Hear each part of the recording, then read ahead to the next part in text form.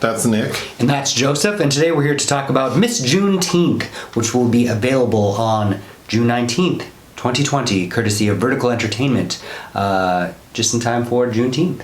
It is the directorial debut of Channing Godfrey Peoples and was part of the U.S. dramatic competition at the 2020 Sundance Film Festival. Juneteenth is about a woman named Turquoise Jones, who had previously won, like 15 years prior, had won the Miss Juneteenth pageant, which is supposed to lead to bigger and better things. But we find her in her small town working at a bar. She has a teenage daughter who now she wants to enter into the pageant, and we kind of catch up with her at that point. And it's made clear that she's reliving her dreams through the hope of her daughter. Yes. And also, I think it's important to note the Miss Juneteenth pageant to this Texas community is an important platform for young black women because they usually, more often than not, are able to... the prize is a full scholarship to a historically black college or university, like a full ride. So the presumption is that they would do big things. Yeah. But the story starts off with Turquoise, like within the first 10 minutes, like 3 different characters are saying like, oh, we expected like more of you than what you've become, which begs the question like, well, what happened? What didn't she do? The film doesn't really get much into that. I think we're just supposed to assume that life has happened. She had a daughter at a very young age. As everybody comments, I can't believe that you have a daughter this old, who's 14 going on 15. It's clear that she has some baggage with her ex. Her mom. Played by Kendrick Sampson from How to Get Away with Murder and Insecure. Some significant trauma related to her mother, who is a church woman by day and an alcoholic by night. Let's start with what we liked about the film. Okay. I really liked the performances from the lead, Nicole Beharie, and the gentleman whose name you just said and I just forgot. Kendrick Sampson. Yes, I thought they were both excellent. And Nicole is very watchable. Oh yeah, I mean she's actually been around for quite a while. Yeah. We reviewed Jacob's Ladder, which the remake of, she has a small role in that. But if you haven't checked out American Violet, a 2008 film starring her and Alfre Woodard, that's a great film. She used to date Michael Fassbender, so she has a part in Steve McQueen's Shame as well. Okay. She also starred opposite Chadwick Boseman in 42. The young woman who plays her daughter Kai. Alexis, sorry if I'm saying her last name wrong. Chikaeze. I thought she was lovely. She's lovely. It's her debut performance. Yeah, I thought she was lovely. The story is nice for 2 reasons. I think it's just a sweet story about a mother and her daughter and just the mother trying to do better for her daughter than she did for herself. So it's a sweet story. I think it's also an education because if you don't know what Juneteenth is, the movie will explain it to you. So I thought that was good, and overall I do appreciate seeing like movies about black people, featuring black people, that isn't about slavery or gangs. So overall positive. Yeah, I also appreciate it. There really aren't any white people in the movie, which is kind of refreshing. I think the one non-black person in it is the dressmaker. Oh, the dressmaker. That's right. I didn't read her as white, but I kind of like that there's this very contained, resilient community. Which we should also talk about because there are shots of the skyline. Well, let's break down the story. Okay. So the Miss Juneteenth pageant occurs in a small town in Texas, but the film makes some effort to show that we can see a downtown skyline not too far away. So she's not super rural. No, but it seems like she's in a suburb of like a medium-sized city. The more I think about it, the more I like about so close, so far away. That there's this teeming metropolis potentially nearby with that, But let the story tell it. She's like in this sort of podunk town. She works at a restaurant owned by a gentleman who looks like a pimp. I don't know what exactly like what kind of restaurant this is. Well, it's a barbecue. She serves as a bartender, and there's a barbecue. It reminds me of the juke joint Suge Avery performed in The Color Purple. It's pretty rundown for what is like I mean, it's modern time in like a suburb of a medium-sized city in Texas. So the environment read very like from another world. Like maybe 50 years ago and maybe more rural than what it actually was. But she attempts to enter her daughter into the pageant, where she's seen by people who run the pageant and know her, and they're telling her like, oh wow, we didn't expect to see you here. We've been wondering what happened to you. She also works kind of part-time or as needed as she puts makeup on corpses at the local funeral home. Yes, and the gentleman who owns the funeral home is smitten by her. Yeah, Akron Watson. Yes. Playing a man named Bacon. Yeah, who seems like a good guy. He really is into her. She's kind of preoccupied because she's still in a relationship with her baby daddy. Yeah, they're still doing things together. Well, he says we're still married, so that's her husband. Actually, I shouldn't have said baby daddy, but her husband and father of her child, Kai, she's still like relating to him, and he doesn't seem like a bad guy. He just seems like irresponsible, and maybe that's why she's not, why he's not in her life full time.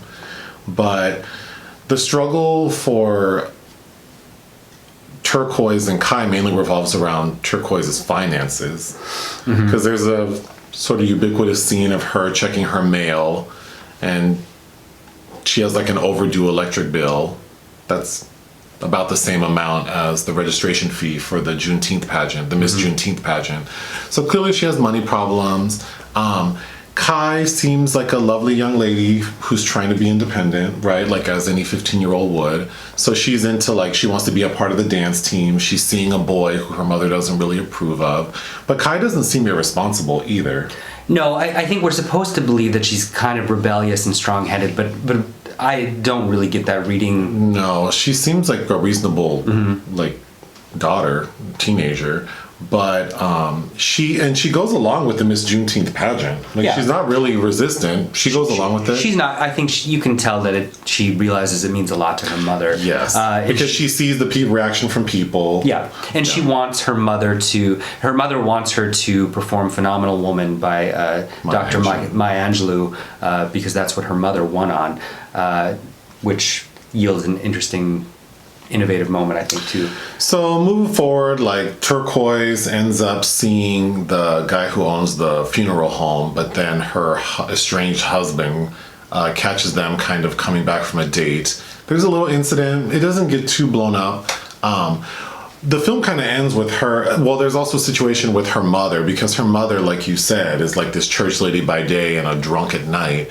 And the mother kind of turns around after there's a scene where Turquoise catches her mom at the bar she works in, looking like a prostitute, drunk.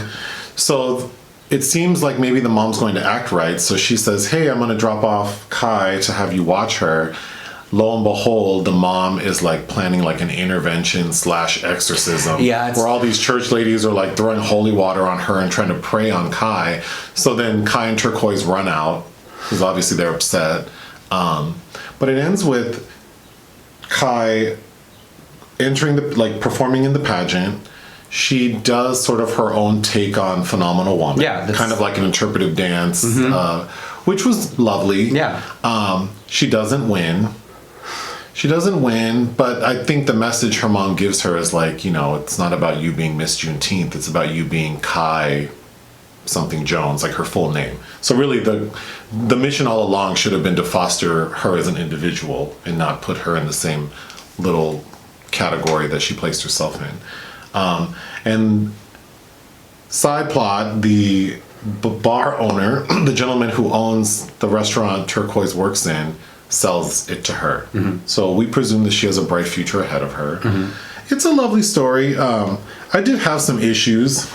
Oh, and last, like in the positive realm, I thought, although it is a little overdone with the mother, and I wanted more of that storyline in there. I did like that actress who I didn't recognize. Lori Hayes is her name.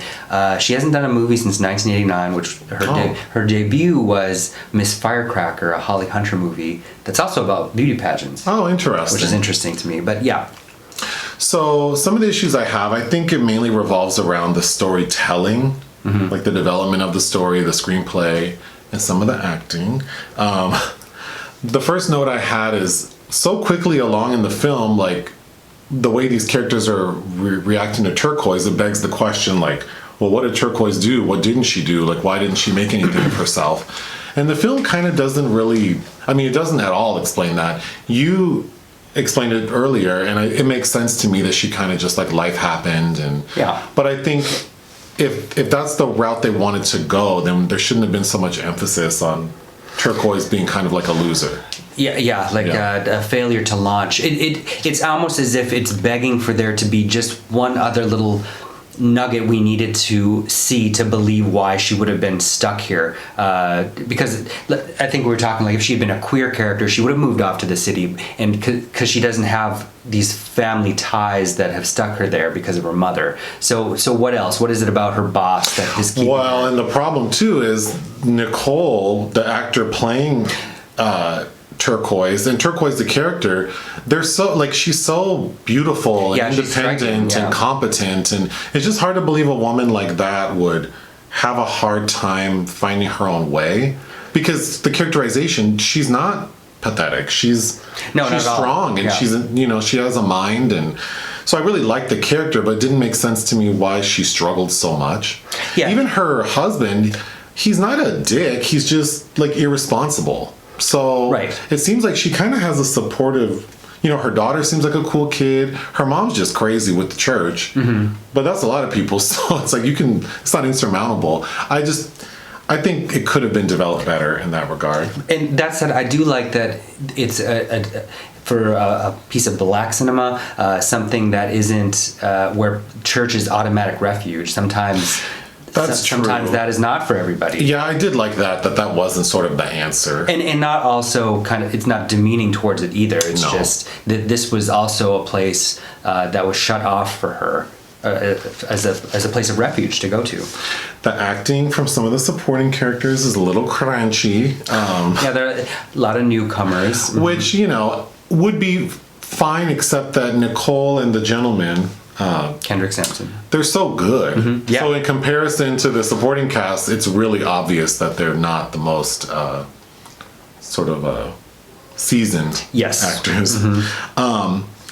The music, I thought maybe could have been. So that is composer Emily Rice. She's done a lot of shorts and has worked in music departments, a lot of big features. Oh wow! But this is her first feature that she's composed the score for.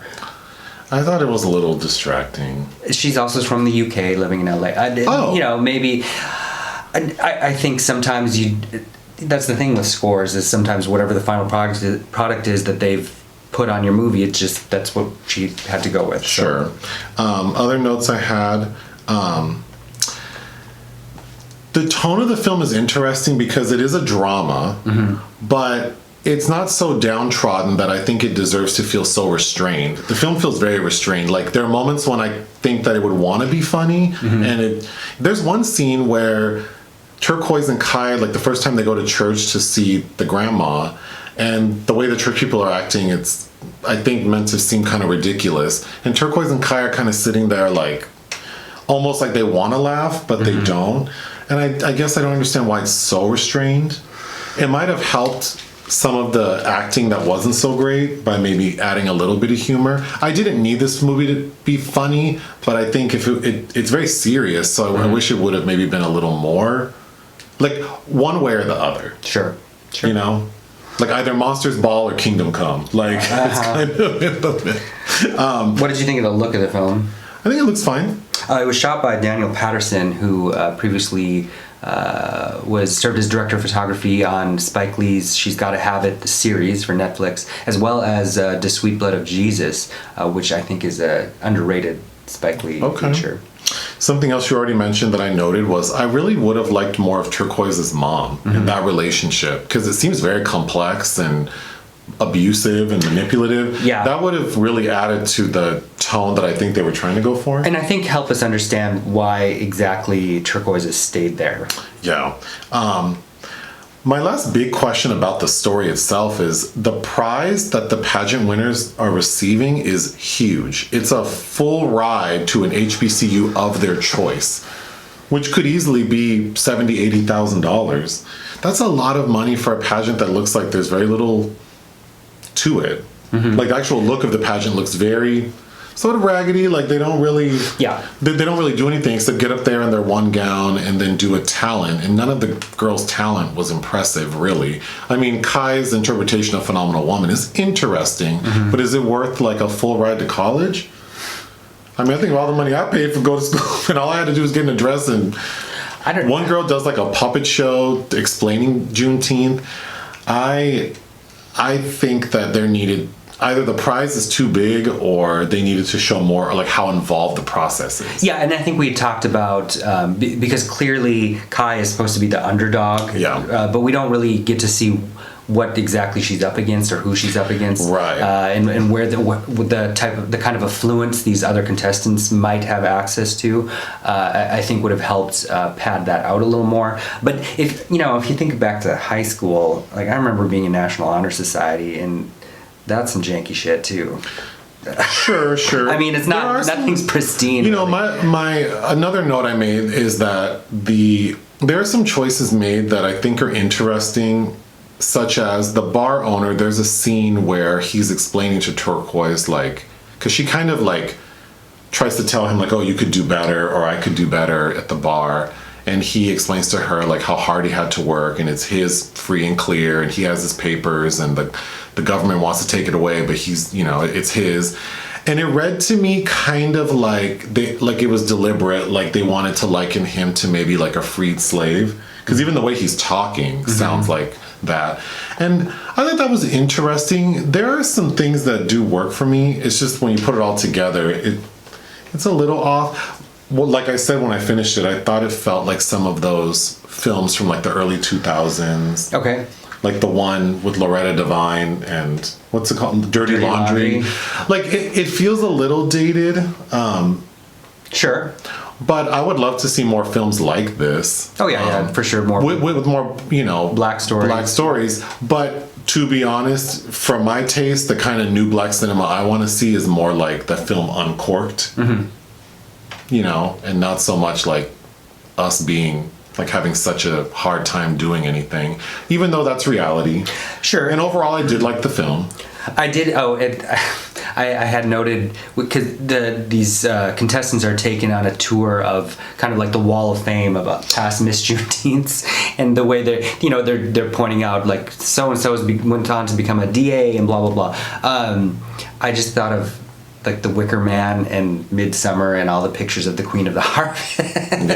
Yeah. And the sacrificial constituents. But anyway.